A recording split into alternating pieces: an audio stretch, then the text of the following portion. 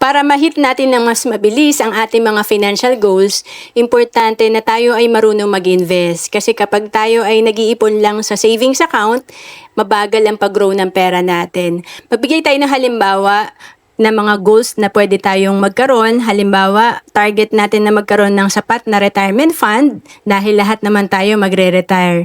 And sa sample natin, kung 15 years na meron ka pa para mag-ipon at ang target mo ay 5 million na retirement fund, kung ikaw ay marunong mag-invest, halimbawa kumikita ng 12% per year, 10,000 per month lang ang kailangan mong ipunin. Pero pag nasa 4% lang ang kinikita ng pera mo, kailangan ang iniipon mo ay 20,000 per month para ma-hit mo yung target mo na 5 million after 15 years. Dito makikita natin na mas mataas ang kinikita ng pera natin, like kung tayo ay nag-i-invest, mas maliit lang ang kailangan nating ipunin. Dito sa sample natin, makikita natin ang pagkakaiba kung ikaw ay nag-iipon lang sa savings account versus sa pag ikaw ay marunong mag-invest.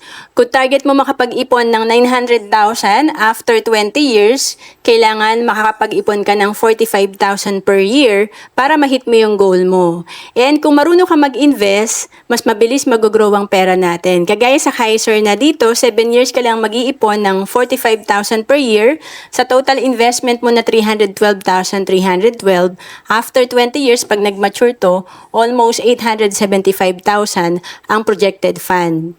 And kung mas maaga ka pa mag-invest sa Kaiser, mas matagal mag-grow ang pera mo, kaya ito ay mas laki ang projected fund natin. Kaya nga dito, kung nag-start ka at age of 35, pag edad mo ng 65, ito ay nasa 2.2 million na ang iyong projected fund sa Kaiser.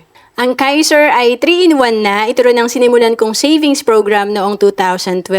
Dito, meron ka ng healthcare, meron ka ng life insurance, at meron ka ng investment.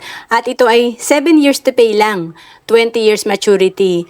At kung OFW ka, pwede ka sa Kaiser kasi we have online application. To know more about Kaiser, message mo lang ako sa Facebook, Roan Celis Capistrano, or email me at roan.capistrano@gmail.com. Bawat Pilipino dapat maging handa sa mga oras na hindi natin inaasahan. Gaya ng biglaang pagkakasakit, dapat may pondo tayo na magagamit. Sa oras ng pangangailangan, dapat may magmamalasakit. At sa pagtanda, walang pangamba, dapat may mag-aalaga.